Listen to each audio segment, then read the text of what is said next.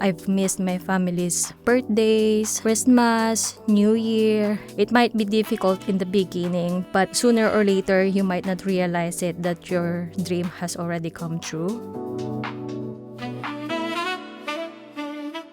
Hello and welcome back to the RCHT podcast. If you listen to our last episode, you'll know that we're currently celebrating Filipino Cultural Appreciation Month. And this year's theme is Hiraya, which is a Filipino word that captures hope, imagination and courage to realise our dreams.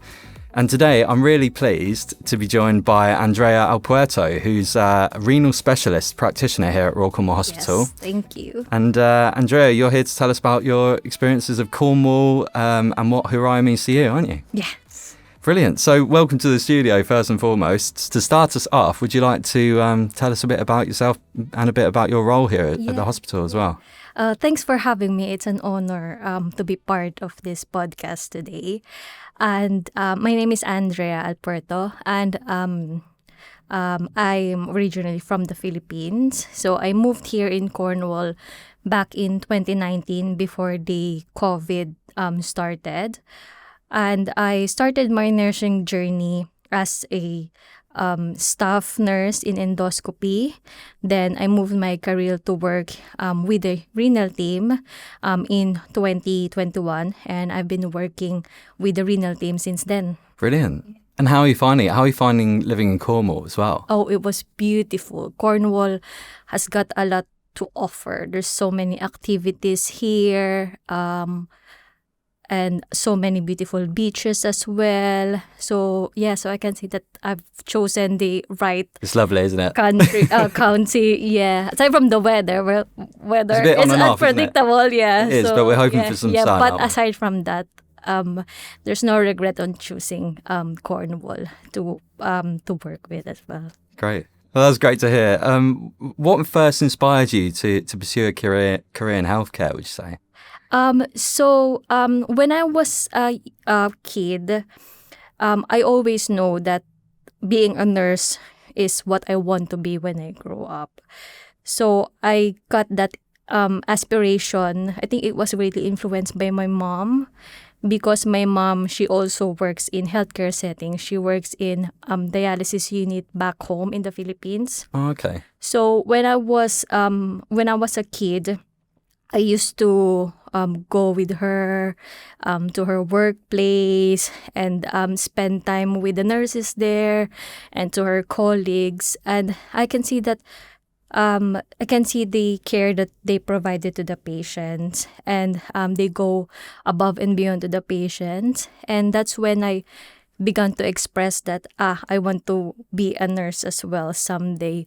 And by God's grace, it happened. So dreams do really come true. And I am lucky because I'm not just registered in the Philippines, but also here in the UK, which is an incredible opportunity. That's so nice. It's so lovely to hear, and I imagine quite inspirational as well for maybe people watching that want to end up doing the same thing. And as we've mentioned, this year's theme for Filipino Cultural Appreciation Month is Hiraya, which is such a powerful word, one that I didn't know of either. What does Hiraya mean to you, would you say, both professionally and personally as well? So Hiraya, it's an ancient Filipino word. It has a deep meaning, and it means hope, as you can say, as you said a while ago, and it means hope, dream, and reflecting on my personal and professional journey. And I can say that being a nurse here was once my Hiraya. And looking back to those countless moments filled with tears, prayers, and tears as I dedicated myself to study and prepare for the exam to be a registered nurse here. And also helping my family, especially my mom, that fueled my desire to turn my dream into reality. And looking back to what I have achieved in the past and all the answered prayers, and I can say that it's all worth it, and all dreams do come true when you work hard and pray hard for it. Awesome. So it's a word that you often refer to then, personally Yeah, and yeah. professionally. Yes, yeah, Yeah, amazing. Can you share a moment at work that reminded you of why your role specifically really matters? Yeah. So one of my role as a renal specialist practitioner is an end of life blink nurse. So I support those patients that decided to stop dialysis, or if it is the best interest of for the patient to stop dialysis. So I support the family and patient as well. Make sure that they die with dignity and hopefully with no pain, with the help of our GP, with the help of our palliative care team, or with the help of their family. Because as we know, dialysis, it's a lifetime commitment. It's a lifetime treatment for everyone who's got end-stage renal failure. It's 3 times a week treatment, 3 to 4 hours a day, 3 to 4 hours each session, sorry. So it can be exhausting to them and to the family as well. So once they stop dialysis, it means that we're reaching the end. And so that part of my role, I believe it's the hardest part for me, but also it has a huge impact on me as well when I see that patients are comfortable, when they don't feel pain, when the families are feel supported.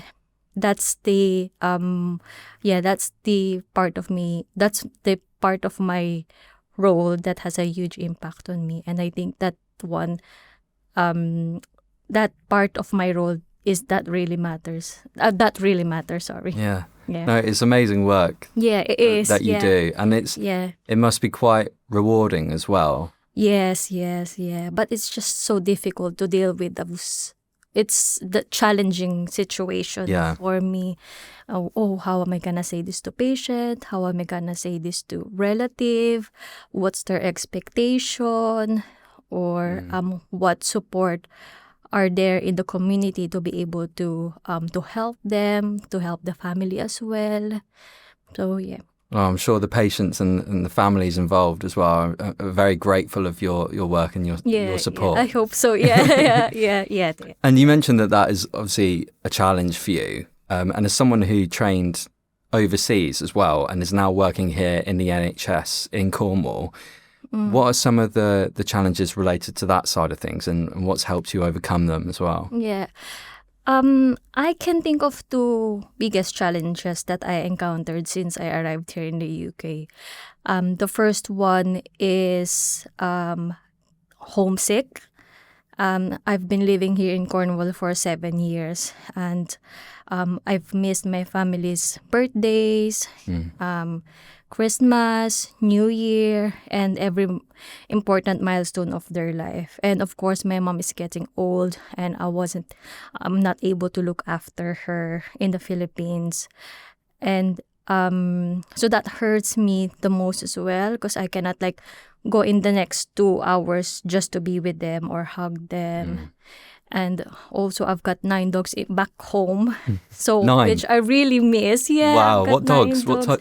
I've got several types. I've got Belgian Malinois one, and then I've also got Schnauzer Terrier and 7 Maltese. So yeah, 9 dogs. That's a busy dogs, yeah. busy so household. So my mom and my brother, my sister-in-law as well, are all looking for my dogs. So yeah. And have you visited home? We try to visit at least once a year. But this year we're planning to go on December, hopefully be able lovely. to see them. So yeah. Awesome. Well, that'd be nice. Yeah, and the other one, one of the biggest as well, is culture, because culture here, it's totally different. The hospital settings, it's different from where I practiced, and the accent, the slang words. So it was so hard for me to adjust, because when I started my nursing career here. I was the first Filipino in endoscopy. So I don't have a chance to like speak to to my colleagues how this is like or how things are done here. And but as time goes by and with God's grace, I was able to adapt to the culture here. Not the accent, Still struggling. but the culture itself. Yeah, the slang words. Yeah. And yeah, because when I started in endoscopy, the words was like, oh, what's that? And someone's calling me bird, someone's calling me pet, someone's calling me sunshine. I was like, what is this all about? And then I realized that Sunshine it's just, isn't bad, I guess. yeah. So that's when I realized that it's just an expression, and I get to adjust to it eventually. So Yeah, it's natural, isn't it? Yeah. But I'm sure there are so many there will be many others that are suffering with the two things that you've just mentioned there. How do you deal with those issues personally? Because I mean, that might help someone else maybe get over the same issues. Well, being a nurse and being away from my family, it can be emotional, physical, and mentally demanding. And I think because I've got a very supportive family and my husband is also here, he's also working as a nurse here. So between my friends and my husband, and I managed to to adapt to everything, and to socialize as well with friends.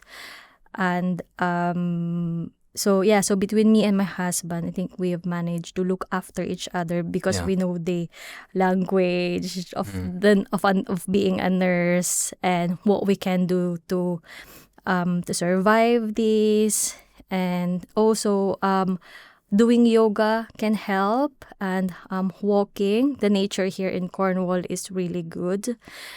And the Filipino community as well is so exciting. We've got an upcoming Filipino Day in August, and they invited some Filipino celebrities, and Filipino food will be on table as well.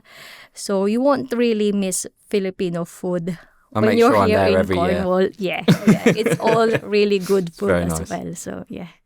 I was going to ask actually, what was your level? Was your English as good as it is now when you moved over to Cornwall, or has it improved?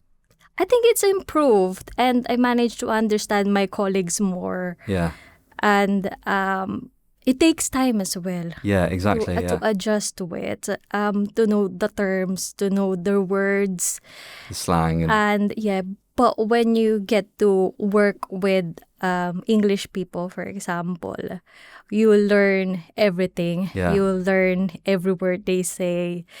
And sometimes I still find it difficult, especially if the accent is really if I really can't understand the accent, but I can just ask what did they say anyway. So, yeah. But you must look back and go, wow, I've come a long way in terms of understanding the language. And when I started the accent, the language was like, oh my God, what did she say again? And I was too afraid before to ask.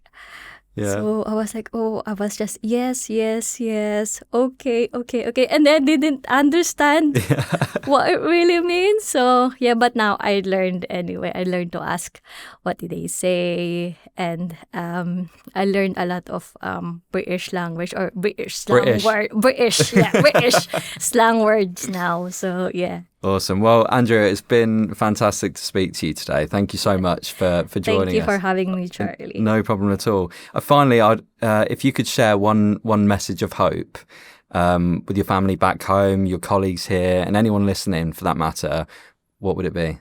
To my family back home, thank you for believing, supporting, and praying for me, because I wouldn't be where I am without my family, especially my mom. And to my colleagues and to everyone who is listening, whatever it is you're going through, and just pray and ask for God's grace and fight for your own Hiraya. It might be difficult in the beginning, but know that God has plan for every one of us. So sooner or later, you might not realize it that your dream has already come true. So just work hard, pray hard, and surrender everything to the Lord, and do not lose that Hiraya in you. That's it. Thank you so much for sharing your story with us. It's been really inspiring, and Thank it's you. been nice to hear what Hiraya means to you as well. Thank you, Charlie. Thank you. Thanks for having me.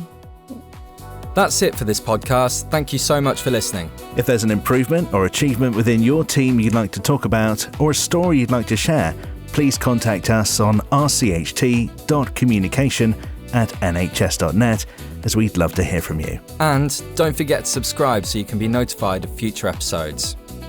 We are RCHT.